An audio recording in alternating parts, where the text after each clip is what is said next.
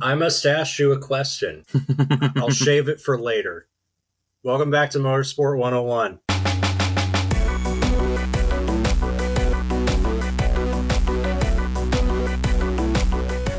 This is like the oldest. This is the oldest pun in the book. It really was. Like, my man could not have got more medieval on our asses if he tried. Welcome to episode 457 of Motorsport 101. I'm your friendly neighborhood host, Dre Harrison.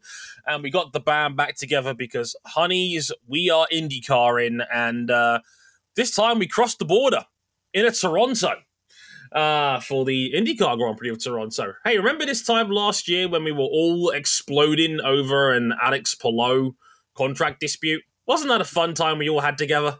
It was a fun time. And I expect Alex Palou to be put on gardening leave any weekend now. Any weekend now. Any weekend now. What do you mean he's still driving the 10 car? What do you mean he finished second with a broken front wing? The only thing he's leaving is his boot prints on everyone's ass. Repeatedly. Yeah. Massively. Boots to arses. Meat being tenderized, etc., etc. Amazingly, in this case, fried chicken. In this case, it's fried chicken, maybe a blended waffle and some maple syrup for good measure. But amazingly, we were this close to the first 4-race winning streak in North American single-seat racing since 2006. But he was beaten by the man without a mustache. Everybody's new favorite Danish friend, Christian Lundgaard. We have another new IndyCar winner, and my God, what a dominant performance he had.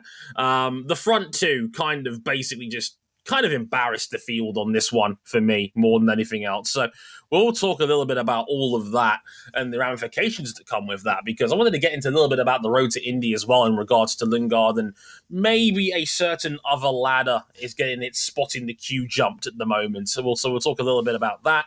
And of course, we'll also talk about RJ potentially getting his old man's, because, apparently IndyCar's thinking about moving the season finale to Nashville. Huh? Thinking about it. End these thoughts immediately. It's not a healthy thought. I do not recommend it. But round the horn with me, of course, as you probably already guessed by now. First up is RJ O'Connell. Good to see you back, man. How are you? Going on camping trips is fun. I needed that refresh. I really, really needed the social media detox. What I did not need is mosquitoes biting at my ankles. Oh. Every second, every minute, every hour on the hour. That was not fun. That's what you get for coming up to the northeastern United States. Yeah, I could have just stayed down south where I could just drive to any one of my favorite sports teams' games in like 2 hours or less. I mean, sure, our rights would be traumatically infringed upon at every given moment, but on the other hand, the bugs are about the same. Yeah, the only thing you get when you come here is just hellacious winters. Yeah, to be fair, as a guy that was also in a clubhouse tent a couple of weeks ago, the bugs are not fun, trust me. Also, you realize... fancy bitch. I was a fancy bitch. Like, it was a tent with Wi-Fi and a water tap and everything. It was proper fancy. Jealous. No expense spared for the TV and the PlayStation 5. It's a struggle, but someone's got to get through it.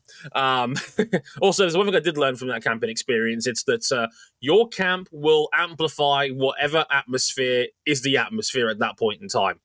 If it's hot, you're cooking. If it's cold, you are freezing. There is no middle ground here on this one. What if it's lukewarm? And it's perfectly adequate. And I still could barely sleep. I gambled for it without a coat, and the first night I slept there, it was like 9 degrees. Celsius in the UK, which was fucking freezing for a day in July. So let me tell you, it was a struggle. But also joining me, we've also got Cam Buckley. Hello, Cam. How's it going?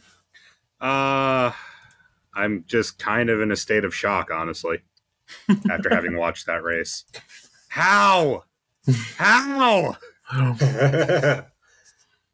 Yeah, that's a fair assumption. That is a fair shout. Taking that all in is a trip and a half, let me tell you, because there is a lot to dissect from that one. So, like I said, Lundgaard, a bit of Palou, bit of the road to Indy, and hey, maybe we're ending in Nashville next time. We'll have to wait and see. But before we get into that, here's the places you can find us real quick. We are at motorsport101.com. That is our website. If you're a fan of that, you could check out all of our podcasts are on there, as well as some extra written content from yours truly. If you want some bonus thoughts on this race by me, you can check out the blog section on this very race, as well as part one of my mid-season reviews for Formula One so far. It's one of a two-part series on that one. I might do IndyCars as well, depending on how busy I am over between now and Spa. We'll have to wait and see. But yeah, in the meantime, you can check that out if you haven't already. Look out for Valtteri Bottas's arse cheeks. Don't say I didn't warn you on that one. I'm giving you a heads up via an exclusiveness of listening to the podcast. You're welcome, Internet. You can't say I wasn't fair here. So do check that out if you haven't already. If you really like us, you can back us financially on Patreon, patreon.com/motorsport101 for early access to the show and supporters club of our Discord server, because these episodes live as they are being recorded, if you're that way inclined. If you want to follow us on social media, you can at Twitter, motorsport_101. If you want to follow our personal handles, you can follow me at Dre_WTF1, RJ at RJ O'Connell, and Cam at CBuckley917. You can also follow us on Instagram at Motorsport101. Are we on Threads yet? We Threads, or have we just decided that like we've used Threads as enough of a bargaining chip to get Elon to stop doing whatever kind of bullshit he's been up to lately? Unfortunately, he hasn't stopped. Well, I know I'm on there just at the same handle because, well, I want to sit on that username just in case Twitter ever goes down all the way. Yes, yeah, it's a nice security method. We know we're not on Threads yet officially, but I will consider it if Twitter goes the way of the dodo. So we'll have to wait and see on that one. But if you want to follow me personally at on Shorts, on Threads, I said Shorts. Damn, I'm thinking of YouTube. It's all the bloody same. all the social medias are blending into a compost. It's all the fucking same these days. No, but send us a Blue Sky invite, please. Yeah. If you'd like to follow us on Ping for iTunes, don't. No, you can follow me on Napster instead. It's right alongside Friends Reunited, if you're that way inclined. So yeah, if you want to follow me personally on Threads, you can at DreWTF1 if you really are that way inclined. It's for all the stuff that I would never be able to post onto the day job. Ding! So, with that in mind, and without further ado, let's get into IndyCar's Grand Prix of Toronto.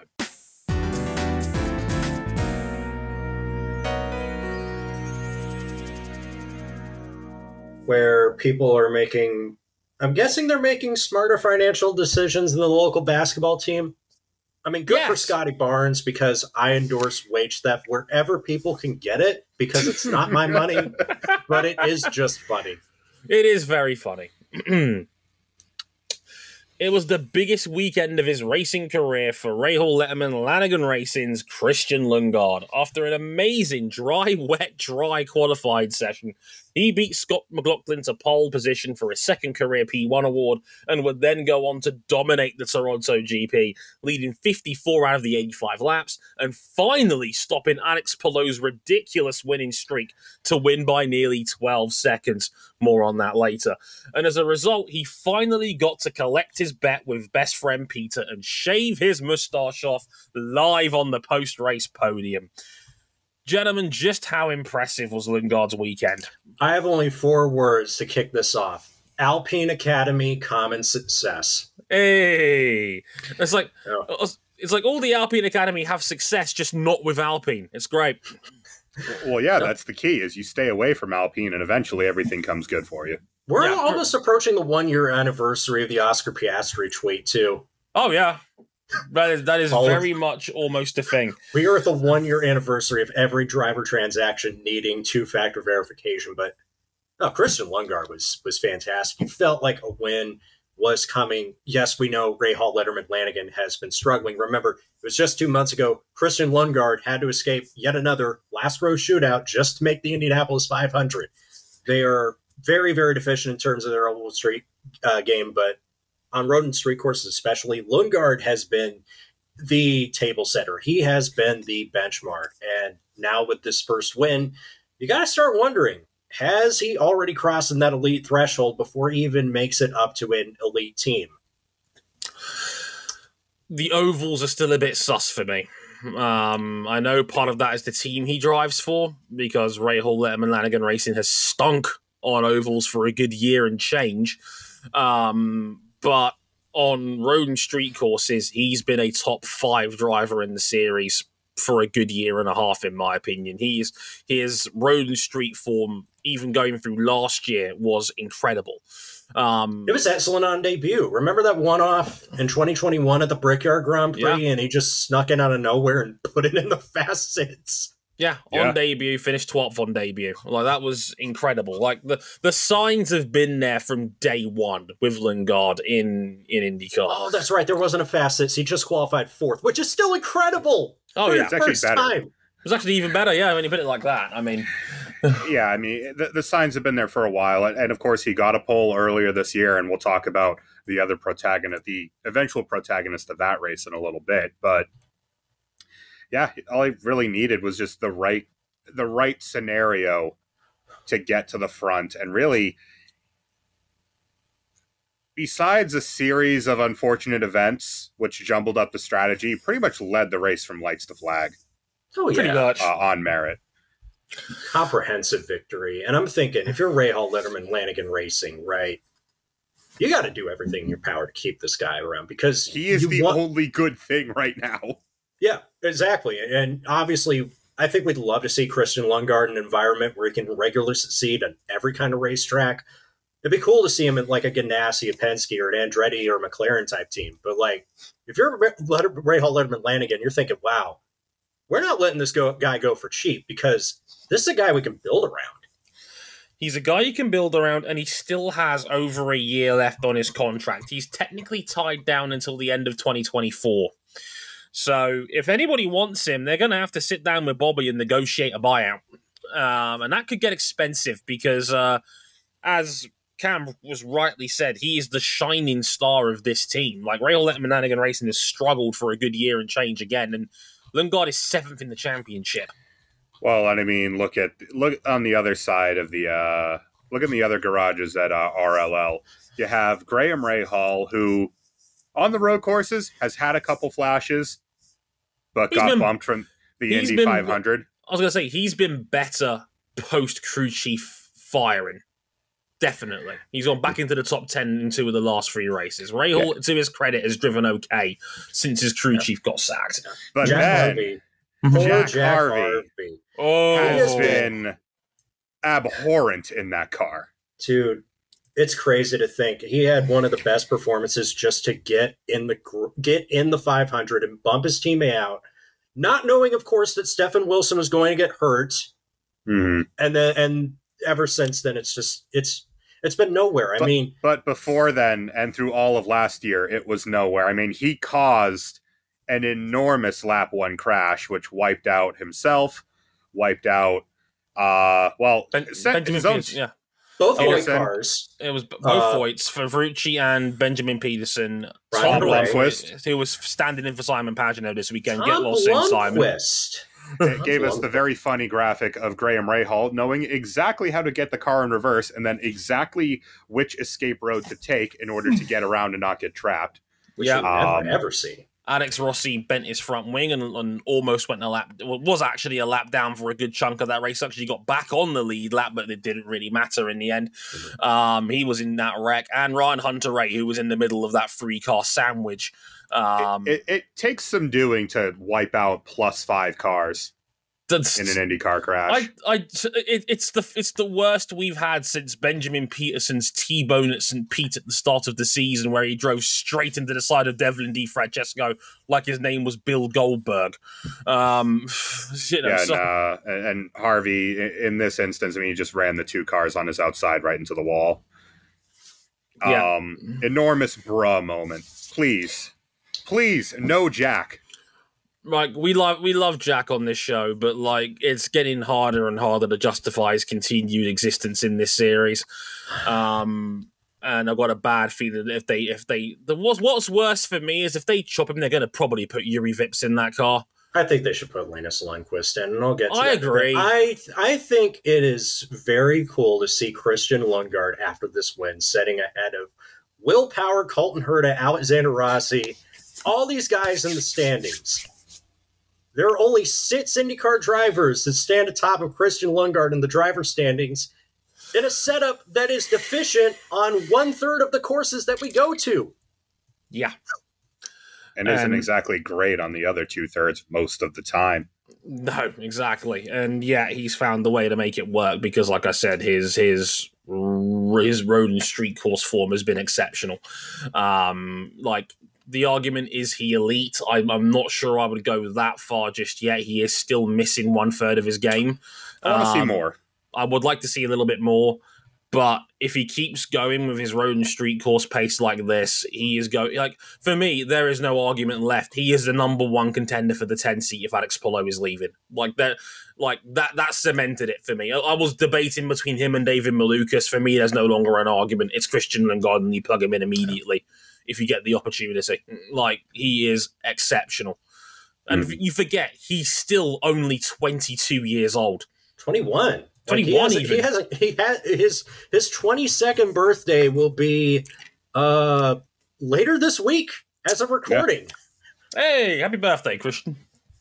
Hell of a birthday present to yourself. Yeah, first win, and he doesn't have to look like a porn star anymore from the 80s. Good job. Clean shaven the face. Mustache. I don't think the mustache will look good on him. I'm sorry. We could say that now because it's gone. It did not look good on him.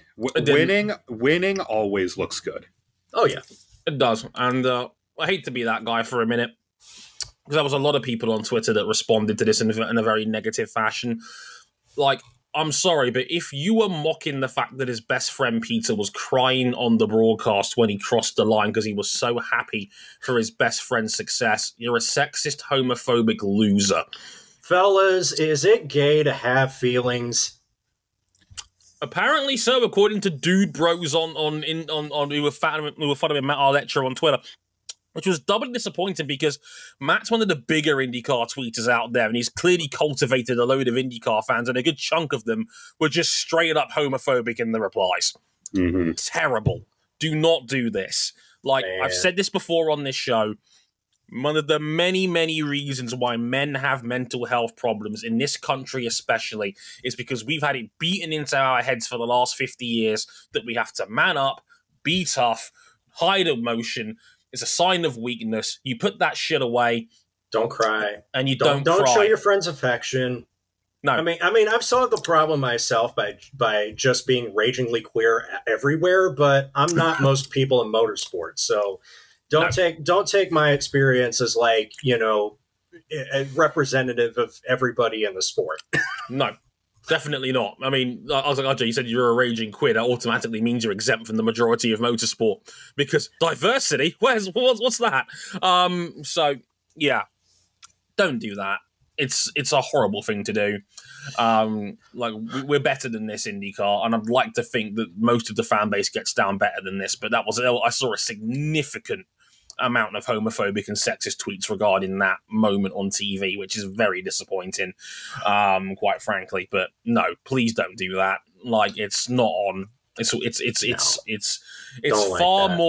far more fragile and insecure, in my opinion, than the image you have perceived in your head about crying on a live TV show.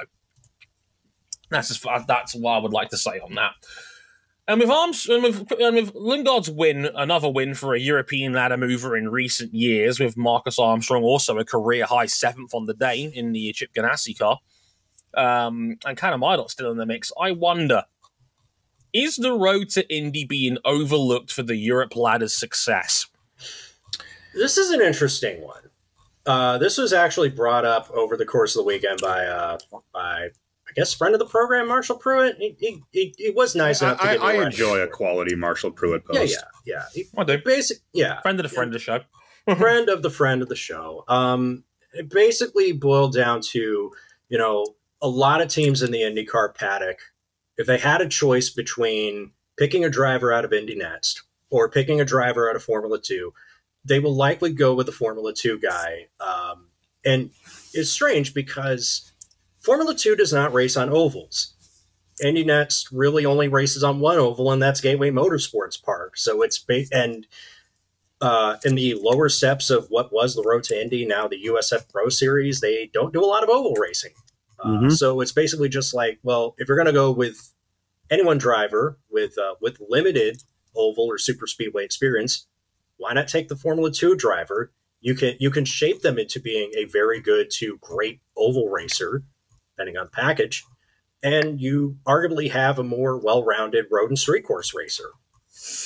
And yeah, that's pretty much was exactly the point of the point that was brought up, because he was getting it from people within IndyCar, and that's just it. Is that if you're in the road to Indy right now, there's really you have no competitive advantage in the driver marketplace, because for a while, when there was not a lot of ovals on the junior ladder for IndyCar, but certainly enough that you can form into an oval racer. I mean, Carlos Munoz. Yeah. Beastly. Remember when Max Chilton won a race at Iowa Speedway, lights to flag? Yeah.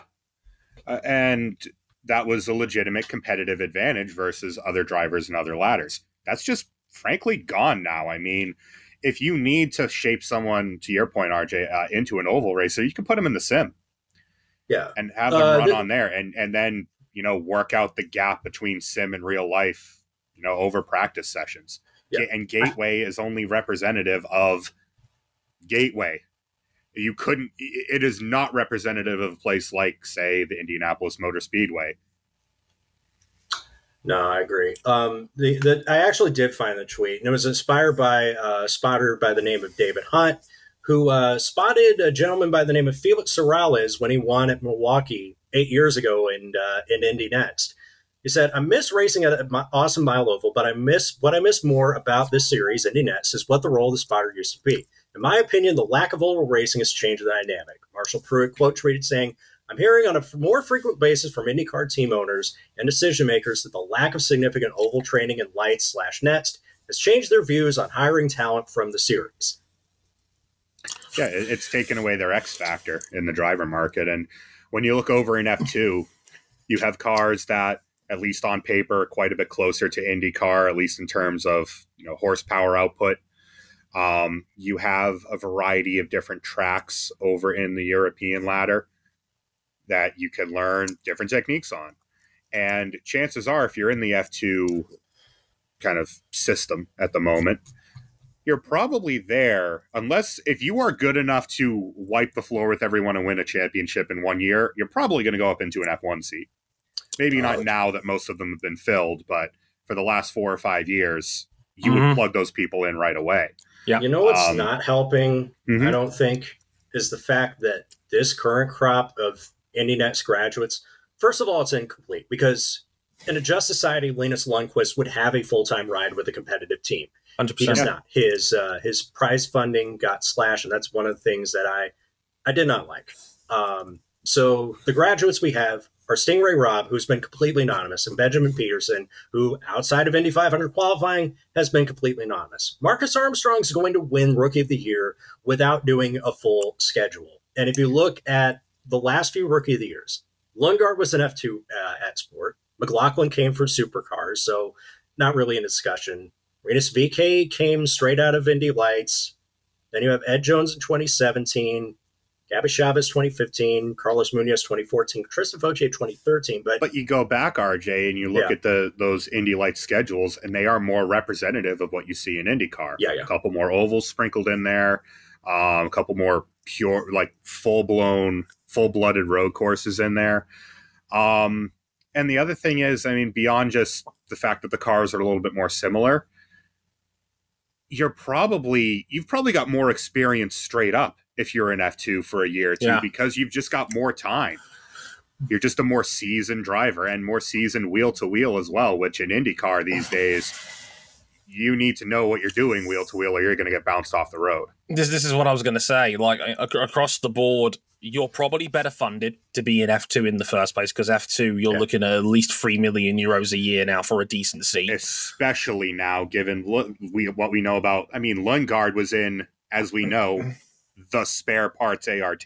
Right. Like, he was in it's known on F1 Twitter circles as the curse of the second ART seat, which ironically, because in the first one at the time was some guy called Marcus Armstrong. Look at that turned out for him. Yeah. I mean, yeah, the way it is right now, F1, this is just my perspective, F1's in a bottleneck. I think F1's got its best top 16 it's ever had. Like, look at it right now. Who is the 16th best driver in F1? Maybe someone like Yuki Tsunoda? Yeah, like first name that came to mind right now is like Valtteri Bottas, and you could argue like when he's on it, he's like a top 10 driver, and when he's off of it, he's like someone the guy who won when he was on it could reasonably often outqualify Lewis Hamilton. You know, right? Casual 7-time world champion. That's roughly a top 16 baseline. A Tsunoda, maybe a Zhou Guan Yu, somewhere in that sort of ballpark, right? Above the last 7 or 8 years of F1's junior scene has been a golden age. Like, it's the backbone of the sport has been the junior European ladder of the last half decade plus. Verstappen, Leclerc, Norris, Russell, Gasly, Tsunoda. You could go on. There's been that's the backbone of the next generation of this sport in a post-Hamilton, post-Alonso sort of environment. There's a bottleneck. I remember writing about this 2 years ago when Ferrari had Callum Illot, Robert Schwartzman, and Mick Schumacher at the same time. Like, that's how loaded they were at that point. Like, and now Illot's already in. Schwartzman's had IndyCar tests. And he's now a rapper. Yeah. Who would have known? Yeah. And I mean, realistically, unless someone in that lower handful really fucks up, sorry, Nick DeVries, you're not going to slot new drivers into those seats for a couple of years. And even then, Red Bull just picked Daniel Ricciardo up off the shelf, dusted him off, and installed him. Right. It's the luxury they have of having the amount of resources that they do. If you're a mid-level Formula 2 driver, like a Yuri Vips, like a Marcus Armstrong was, Callum Illot probably a little bit better than that, Liam Lawson probably a little bit better than that, you are now looking at the road like Indy Lights and the IndyCar series as a genuine... Yeah, like as a genuinely viable alternative, because you don't need as much funding, as proven by people like Carl Kirkwood, who was able to get into the IndyCar paddock with a $1.2 million paycheck. That's peanuts compared to F2 drivers. But even then, with Kyle, it still took a year of him suffering at Foyt. Right. Because even IndyCar, in a perfect scenario where Kyle Kirkwood had the most glittering junior record you could possibly have. It was perfect. And they still didn't trust him to plug him in right away. Right. And because at that time, they had another driver who finished just a little bit below him in the standings, but had a lot more money. And he's probably not helping the reputation of a lot of these drivers who are stepping up out of Indy Lights and out of Indy Next. It's just strange because it's strange because on the other hand, you have guys like Colton Herta. Colton Herta did not spend his entire junior Formula career racing in America, but he did finish in Indy Lights. Pato O'Ward's weird because, he was a road to Indy driver, and then he wasn't, and then he was again, and then he wasn't, and then he's back into IndyCar in a premier seat. And that took the collapse of his team and a series of other events to get him eventually into a scenario where he could shine and then jump him up into McLaren. So, I mean, if anything, it's proving the problems with the road to Indy even more. That Kirkwood had as perfect a record as you could possibly have. And it took a series of convenient events to slot him into Andretti. Pato O'Ward's career, for all intents and purposes, was on life support for 2 years before it finally got back on track. Mm-hmm. Thanks, Red Bull. And, I mean, there's a lot of really appealing drivers in F2 right now. Yeah. there'll be a bunch of dudes in that series right here and right now that will be looking across the pond and thinking this could be a way out, because at the moment, I don't think it's a massively A++ tier Formula 2 field at the moment. Frederick Vesti's going to be a bottleneck. He's not going to make it to F1 if he wins the title this year. Ayumu Iwasa might, but he's behind Liam Lawson in the queue, who is currently killing it in Japan right now, ironically. Third win of the season, tied a record held by a Schumacher. Yes, but not indeed. the one you're thinking of. No. You know, that you've got Theo Pourchaire, who's already got an Alfa Romeo Junior seat potentially lined up if Alfa wants to pull the trigger on a driver change, but even that looks unlikely to me. I don't think there's any good reason to get rid of the last issue right now with Alfa Romeo in Formula One is their driver lineup, right? Because that car is celery on untoasted white bread. Ooh, you know, so you look at the situation. Anybody below those three, and you're thinking, why am I here? Felipe Drugovich won the title last year and didn't even get a whiff of an F1 seat. Like, nope. the nearest you got was a cup of coffee in a Lance Stroll injury replacement test. You're going to look stateside because that's the next best single-seater series. The racing is great. You've seen other people make success out of it. Christian Lundgaard, Marcus Armstrong, Callum Illot. There'll be more coming over soon, most definitely. We didn't even talk about like Felix Rosenqvist, who finished off overseas. We didn't talk about Robert Wickens, was a DTM driver through and through before he went to IndyCar. Yeah, right. So this is the way it's going. And look, in IndyCar, it's a little bit easier because the grids are a lot bigger. And yes, like I think it's right. I worry for this generation of Indy NXT drivers because I've watched their series. There is genuine talent there, and none of this is to take a jab at them being bad. Like Nolan Siegel is that's exactly it. We're not saying they're bad. Right. If anything, Nolan Siegel is the truth. You get that young man a competitive seat next year, and he will win Rookie of the Year straight up. Yeah, absolutely. Christian Ramsden is a good driver. Hunter McElroy is talented. Louis Foster is an ace. He's just been very unlucky all year long. But Louis Foster is fast as hell. Reece Gold has moved around and been very good. You have a genuinely great top 8 or 9 drivers in Indy NXT right now, where I could say slot him into a lower tier IndyCar ride. But that's not how the teams are going to think. No. The teams are going to look at what has the most upside for them. Part of that is, unfortunately, at the end of the day, money. Yeah. And if someone can come over and they have just as much upside as a driver, but they bring you money, you're going to go with the guy with money. What's the biggest dispute keeping Marcus Ericsson from signing a new deal in the 8 car right now? Fresh cheddar. Yes, more of that Husky chocolate money because Chip is a cheapskate and wants Marcus to keep paying for his seat. Even though he has been one of the best drivers in IndyCar for the last 2 years now. Yeah, his face is on the Borg Warner. Yeah. Crazy. Was unlucky not to get it twice. Dre, before we wrap this up, Dre, put yourself in the shoes of Mark Miles or who's ever running Indy NXT right now, or just like whoever's running USF Pro. What do you do to fix this problem? You need to... you need to talk to your IndyCar team owners and say, what are you looking for in your talent, first and foremost?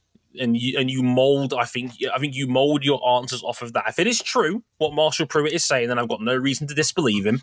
Yeah. You need to be adding 2 or 3 more ovals to the IndyCar calendar instead of all the road and street tracks. Yeah, why? There is no reason why they couldn't bring back the Freedom 100. You need a race at the Speedway.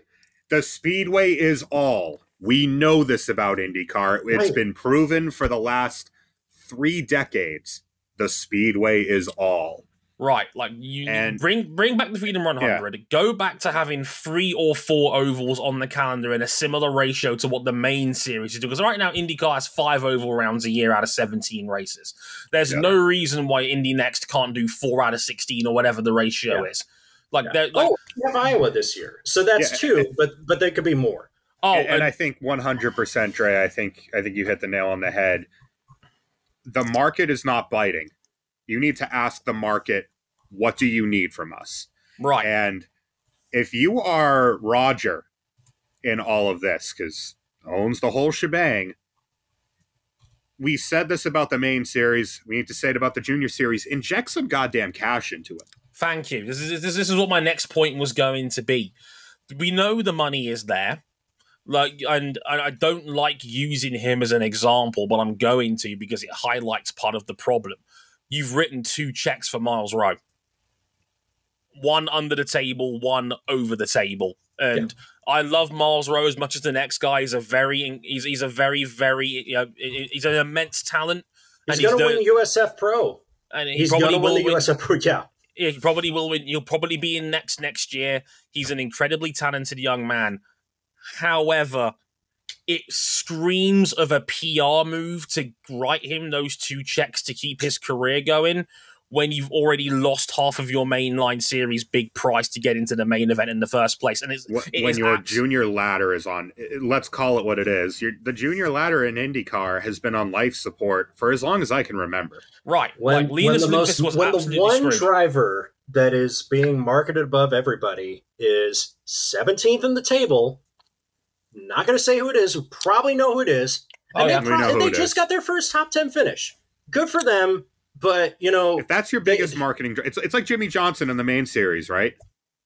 Jimmy Johnson is one of the most incredible NASCAR drivers I've ever watched. He is a marketing wet dream for IndyCar, and he came over and he was the pits. No, the point I was going to get at here is that you need to find a way to make that graduation price check back up to the 1.2 million that it was when Kyle Kirkwood won the series a year and a half ago. Because at this current rate, the reality is they need to compete with Europe. If they're not competing with Europe as a guaranteed seat with a big old check to fund the seat, that's the one incentive you've got over Europe. Guaranteed promotion. That's the one thing you've got over Europe. And remember, this was one of the many points of contention regarding how drivers were getting into IndyCar, or rather how drivers stopped getting into IndyCar from the natural American ladder. That helped blow up American open wheel racing in the mid-90s. That was one of the key points as to why we had the split. Right. Yeah. And instead of investing in and building up the junior ladder, the Georges just stuck a 10,000 pound wad of dynamite up American wheel open racing's ass and lit the fuse.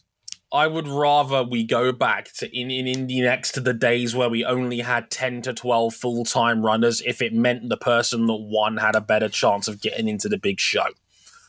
I get why they've structured it the way that they have now with more individual race prize money. It keeps the junior teams running from check to check, from weekend to weekend. I do understand the logic. The problem is you're going to end up driving into a brick wall anyway, because right now the European imports are doing better than the American graduates have. Kyle Kirkwood being the exception. And you need to incentivize making your IndyCar team drivers pick from your own ladder, because the moment they start looking across the pond and start looking up people like Nick DeFries and Tom Blomqvist, you haven't got a prayer. The road to Indy can't compete with that. And don't get me wrong, like I said, Nolan Siegel is an ace talent. Christian Rasmussen is a very good driver.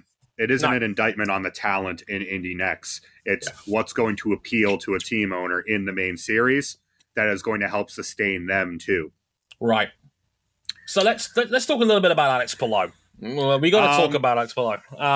You know how crazy it is that Christian Lundgaard just put the field in a casket across the entire weekend. And it was probably the second most impressive drive out of everybody. Alex, the championship elect, looked like he might finally have a chink in his armor after being caught out and starting P15 with a round 1 qualifying elimination in the wet, dry, wet. But then he came back through the field, and despite destroying his nose cone and having a crooked, dragging front wing for just under half the race, he finished second while saving fuel. How? Oh, my God. Look, I'm not going to take the heat for volume warnings on this podcast long term. Buckley, you fucker. No, I was going to say, but, why are you making my editing more difficult? Time. That is the only. What the hell was this? Me and Cam were watching this race on our Discord server in disbelief at what we were watching. Like, I've never whipped out my MacBook to start typing up the race review so fucking fast all year, because I was just like, what in the fuck was that? For those who don't know the context, there was a restart because Romain Grosjean hit the wall. The man is having a dreadful run of form. That's a discussion for another day. Kyle Kirkwood, on that restart, bumps into a slow-moving Helio Castroneves. Castroneves spins out. Palou is directly behind Helio. Palou has to take evasive action to avoid Helio's car. He brushes the outside wall and it cracks the front nose cone of Palou's car to the point where it makes the front wing janky and it leans to his right-hand side. It's dragging across the ground, and it got worse as the race went on. There was still nearly 40 laps to go when we went green again.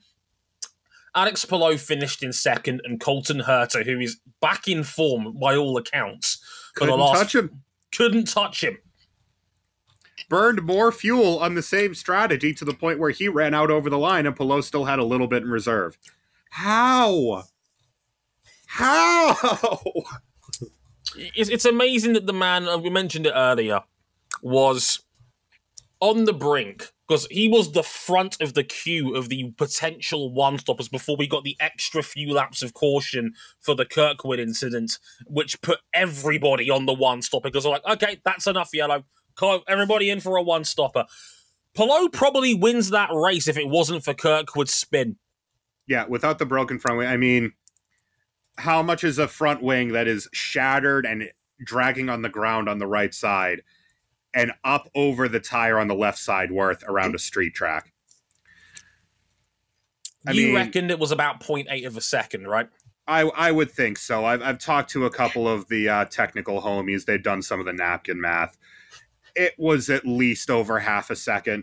And I mean, Lundgaard didn't have to save fuel. He had 5 more laps of fuel on board. He was saving fuel late on because he could.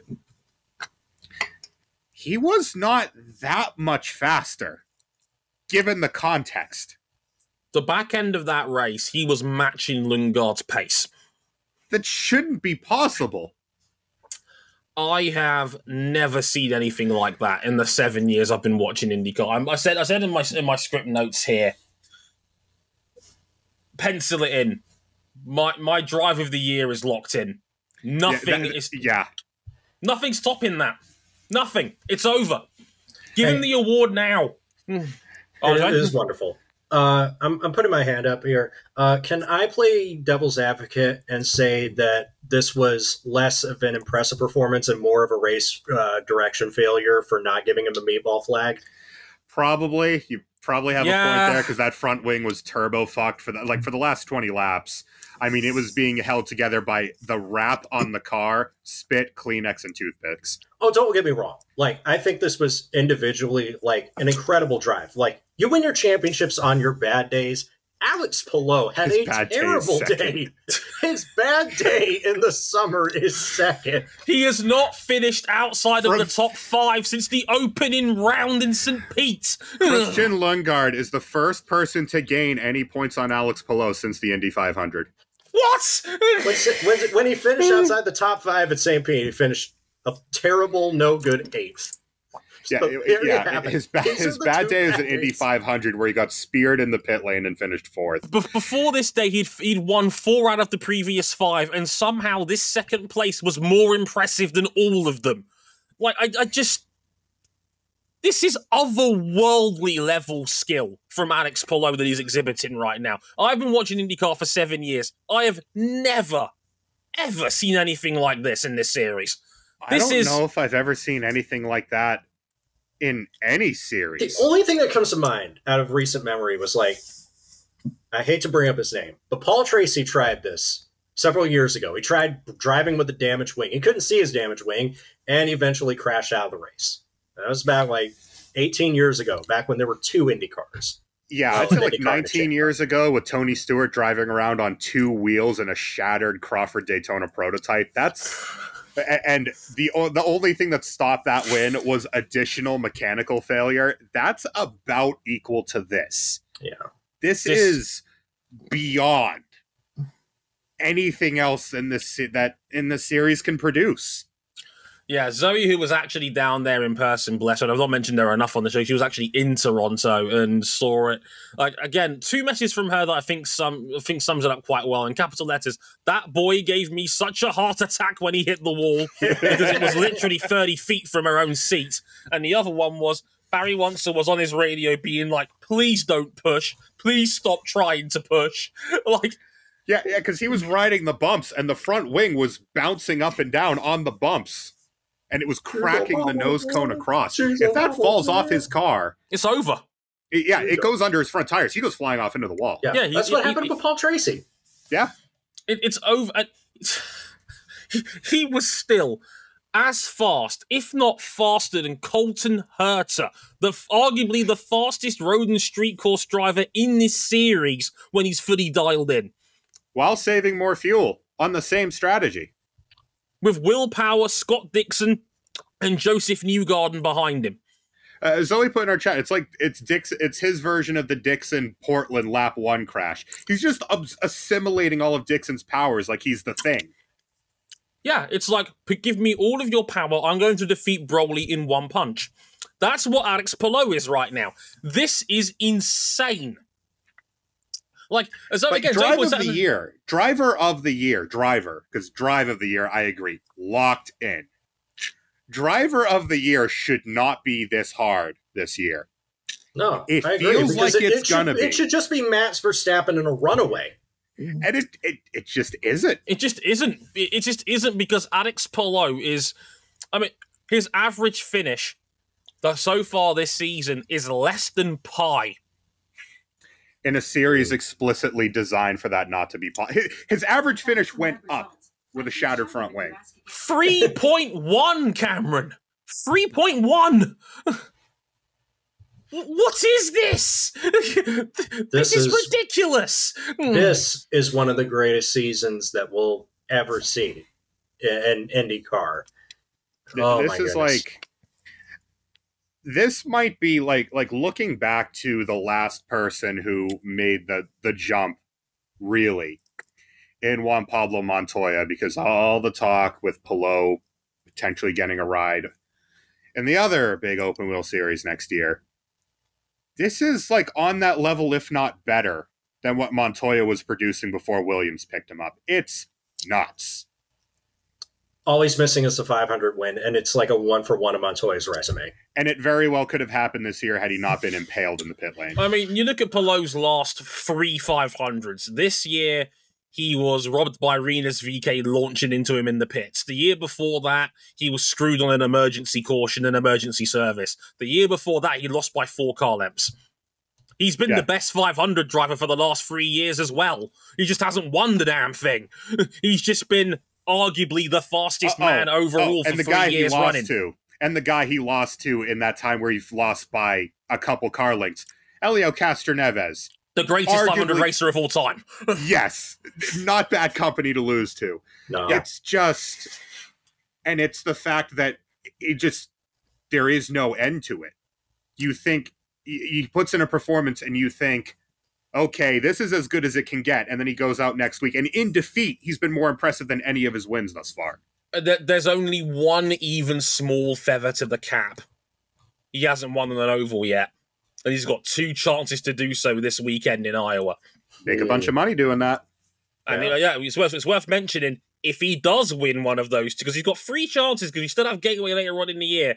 But if he wins just one of those 3 ovals, he'll be collecting a cool $500,000 bonus check for the Triple Crown that Joseph Newgarden won last year. Remember, half of it does go to charity. But Palou picks up an extra $500,000 for his trouble if he could pull off the Triple Crown. He's got 3 cracks at it. He's got 3 chances at it, and I think he's the only man in the field that's even won 2 out of 3 this year, if I'm not mistaken. Yeah, and I mean, in those oval performances, I mean, he finished he finished top 5 in Texas on dead tires. Yep. And then was the fastest guy in the 500 and aforementioned Rinus VK spearing. It's not like his oval form has been bad this year. He is absolutely capable. He was right there in Texas as well. He was what, third that day, and he was third on dead tires. Third off sequence behind Pato O'Ward and Joseph Newgarden, the 2 best oval drivers in this series. On current form. Yeah. Newgarden's won every one of the last 6 ovals bar 1. And that was Iowa race 2, which he was leading for over half of that race until his rear suspension failed. Palou does not have a weakness at this point.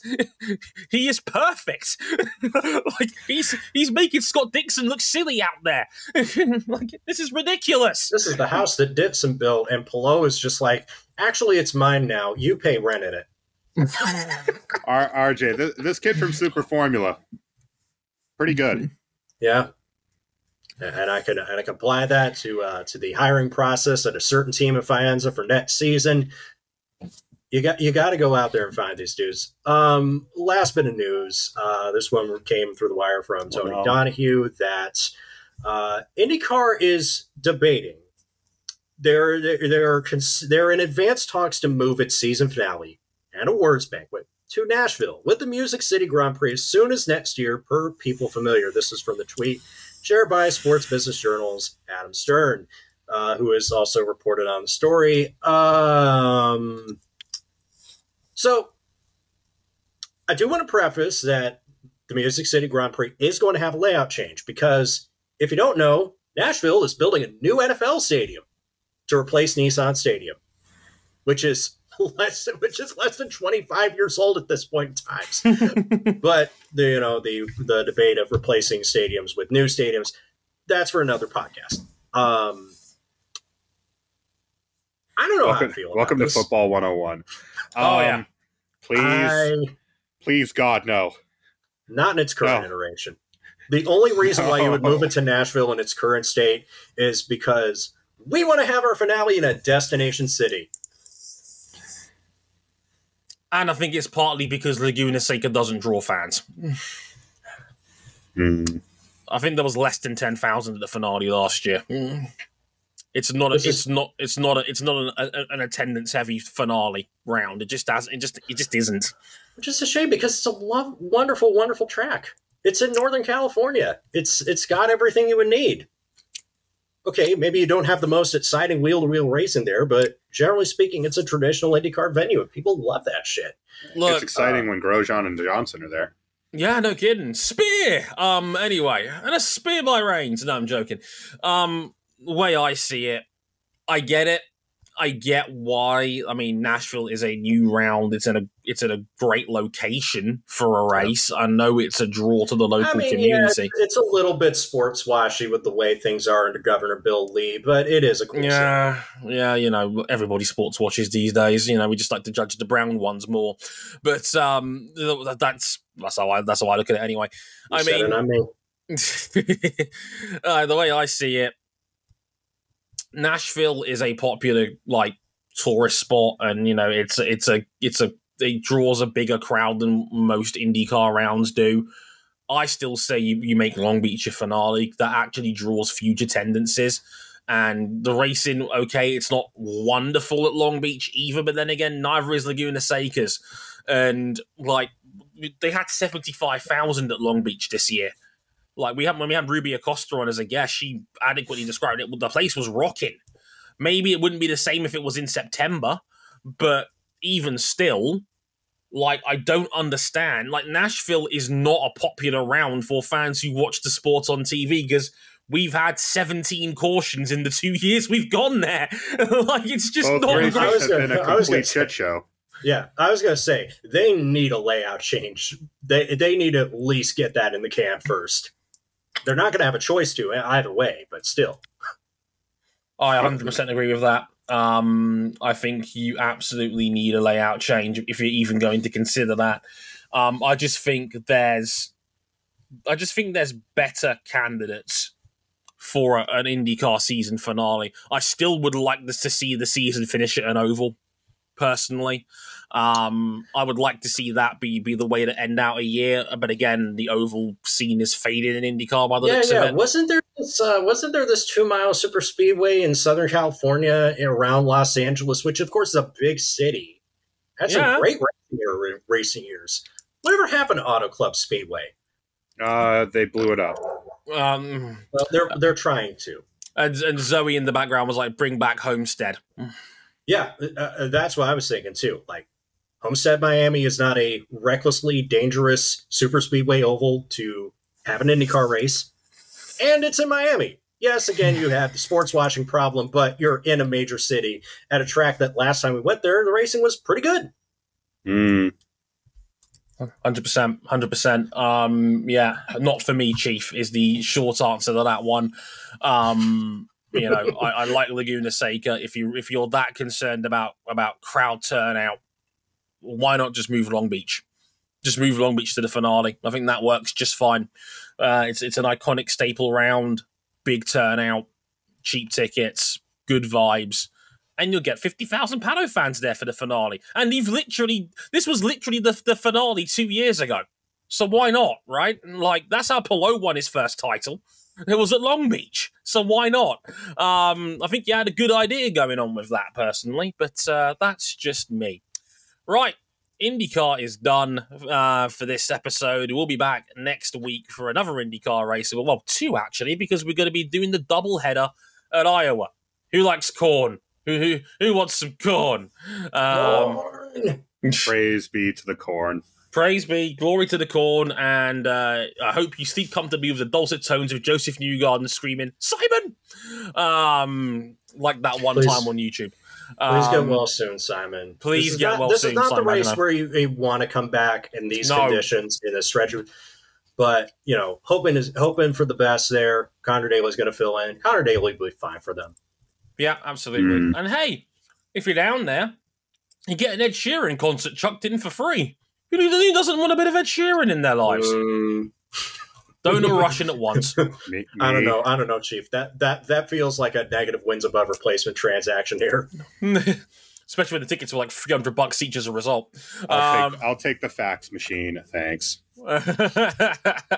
Yeah, so like I said, IndyCar is back next weekend for the doubleheader in Iowa. We'll be reviewing all of that action. We'll also be talking about Formula One because they have the Hungarian Grand Prix this weekend as well. Will Red Bull make history with its 12th potential win in a row? The all-time F1 record awaits. Well, Dre, you'll be happy to know that they are bringing an extensive upgrade for about 2/3 of their car. Fuck. Great, why? Have fun with that. Because fuck them, that's why. Exactly. The Sickos Committee will be back in blue, purple, and yellow before you know. And hey, we'll talk a little bit about some honey badger coming back. Well, we'll talk a little bit about that on next week's show as well. So, yeah, it'll be a fun time. So there'll be 2 more episodes next week. Have fun with that. Until then, I've been Dre Harrison. They've been RJ O'Connell and Cam Buckley. And until next time, make your week as straight and narrow as Alex Palou's front wing. Sayonara. Later, y'all.